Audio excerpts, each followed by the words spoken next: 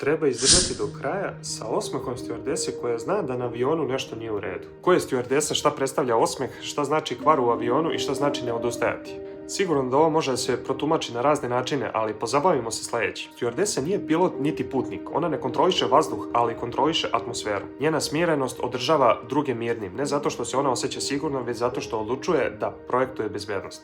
Nije maska, već psihološki zaštitni zid između haosa i hrabrosti. Kada biraš stabilnost umjesto straha, kada vidiš opasnost ne poričeš ga, već kažeš u redu, prihvatam, ali neću ga hraniti panikom.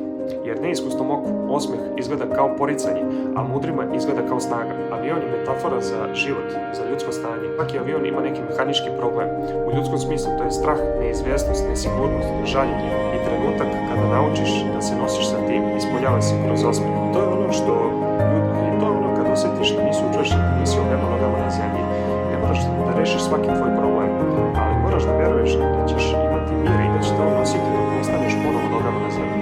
Ovo nije lažni optimizam ili pretvaranje da je sve u redu, već se radi ovdje o vernoj smirenosti. Držati do kraja znači da stalno pohranjuješ mir i da se odupireš strahu i panici. I u suštini ne pretvaraš se da se avion ne trese, da ovaj život nije pun problema, već odlučiš da te oni ne uznemiravaju.